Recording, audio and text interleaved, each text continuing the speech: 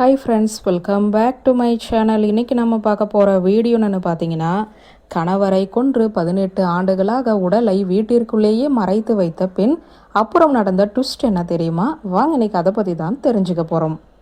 கணவன் மனைவி உறவு என்பது அனைவரின் வாழ்க்கையிலுமே முக்கிய பங்கு வகிக்கிறது.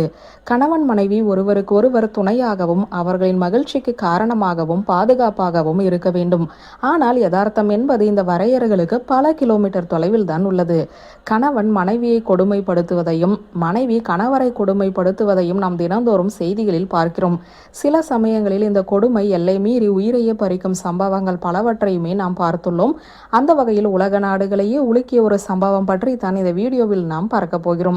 நவம்பர் 2015 வெல்ஸின் பெடவ் நகரில் ஒரு அதிர்ச்சியூட்டும் கொலை வழக்கு வெளிச்சத்திற்கு வந்தது. ஜான் சபின் என்பவரின் எலும்புக்கூடு ஒரு தோட்டத்தில் பிளாஸ்டிக் பையில் சுற்றப்பட்ட நிலையில் கண்டெடுக்கப்பட்டுள்ளது. ஜான் அக்டோபர் 2015 இறந்த அவரது மனைவி லீ ஆன் சபினால் கொலை செய்யப்பட்டதாக நம்பப்படுகிறது. பிரபலமாக மேட்லி என்று அழைக்கப்படும் லீ ஆன் தன்னுடைய கணவரை கொன்று அவரது உடலை 18 ஆண்டுகளாக அவர்களது வீட்டிற்குள் பல்வேறு இடங்களில் மறைத்து வைத்திருந்தார். இந்த காலகட்டத்தில் அவர் தனது 5 குழந்தைகளையும் கைவிட்டு விட்டார். ஜான் சபின் 67 வயதான அக்கவுண்டன்ட். 1997 அவரது வீட்டில் மர்மமான முறையில் காணாமற் போனார். அவரது மனைவி அவர் தன்னை விட்டு ஓடிவிட்டதாக கூறி ஒரு நாடகத்தை நடத்தி அனைவரையுமே தவறாக வழி நடத்தியுள்ளார். அதே நேரத்தில் அவர் ஒரு கல் தவளையால் தாக்கி அவரை கொன்றார். ஆனால் யாருக்கும் தெரியாத வகையில் நுணுக்கமாக ஜானின் உடலை பிளாஸ்டிக் மற்றும் ஷாப்பிங் பைகளில் சுற்றி வெவ்வேறு மறைவிடங்களுக்கு நகர்த்தினார். சில சமயம் படுக்கையின் கீழ், சில சமயம் தோட்டத்தில், இறுதியில் அவரது மாடியில் என பல்வேறு இடங்களில் இந்த உடலை மறைத்து வந்துள்ளார். கிட்டத்தட்ட 18 ஆண்டுகளாக லியான் ஜானின் ஓய்வூதியத்தை தொடர்ந்து இவர் வாங்கி வந்துள்ளார். அக்டோபர் 30, 2015 அன்று அவர் மூளை புற்றுநோயால் இறக்கும் வரை அவரது ரகசியம் கண்டுபிடிக்கப்படவே இல்லை.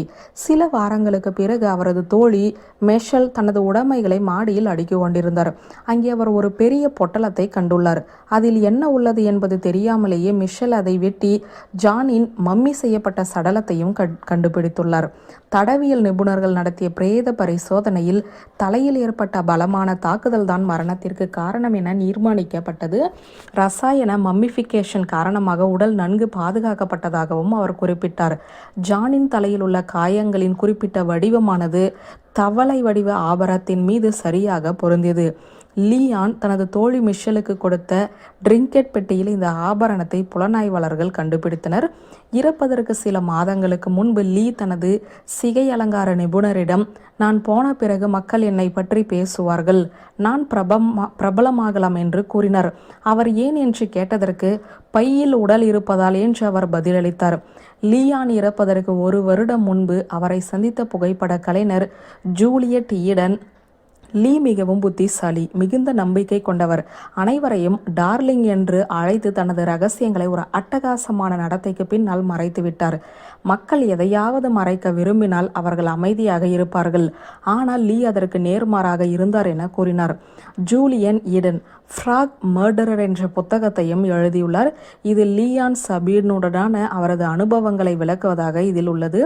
ஜான் சபீனின் கொலை மற்றும் அவருடைய மனைவியின் ரகசியம் வெளிப்படுத்தப்பட்ட கதை த பாடி நெக்ஸ்ட் டோர் என்ற 3 பகுதி ஆவண தொடரில் விவரிக்கப்பட்டுள்ளது. இந்த தொடர் கடந்த சகாப்தங்களில் மிகவும் வினோதமான மற்றும் அதிர்ச்சியூட்டும் உண்மையான குற்றக்கதைகளில் ஒன்றாக விளங்குகிறது. வியூவர்ஸ், இந்த வீடியோ உங்களுக்கு பிடித்திருந்த லைக், கமெண்ட், ஷேர் பண்ணுங்க. நன்றி.